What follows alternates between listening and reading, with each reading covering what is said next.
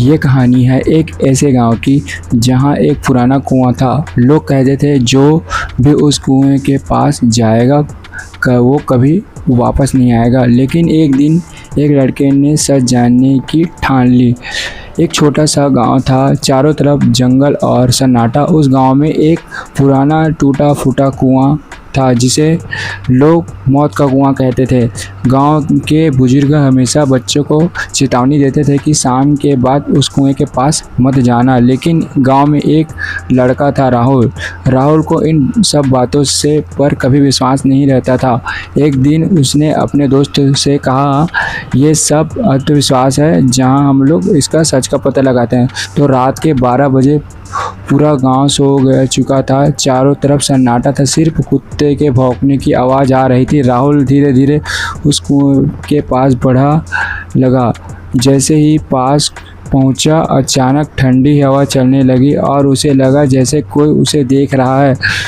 उसने हिम्मत करके कुएं के अंदर झांका। अंदर सिर्फ अंधेरा था, लेकिन तभी उस कुएं के अंदर से किसी के रोने की आवाज़ सुनाई दी। राहुल घबरा गया। उससे सोचा शायद मेरा वहम है, लेकिन अचानक उसके बाद राहुल सोच में पड़ गया, भ्रम लगने लगा। उसके बाद राहुल पीछे हटने लगा, लेकिन तभी किसी ने उसका हाथ पकड़ लिया। उसे पीछे मुड़कर देखा, लेकिन वहाँ कोई नहीं था।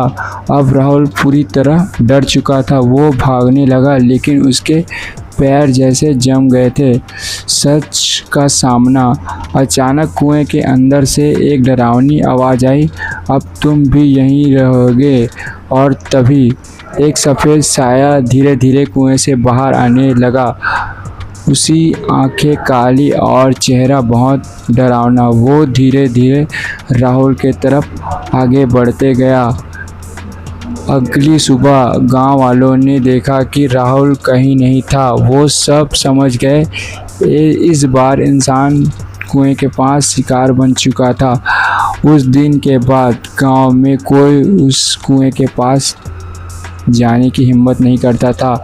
अगर आपको ये डरावनी कहानी अच्छी लगे तो चैनल को के स्टोरी को सब्सक्राइब करें, क्योंकि यहाँ आपको मिलेंगे ऐसे डरावनी कहानी। मिलते हैं नेक्स्ट पार्ट में। जय हिंद।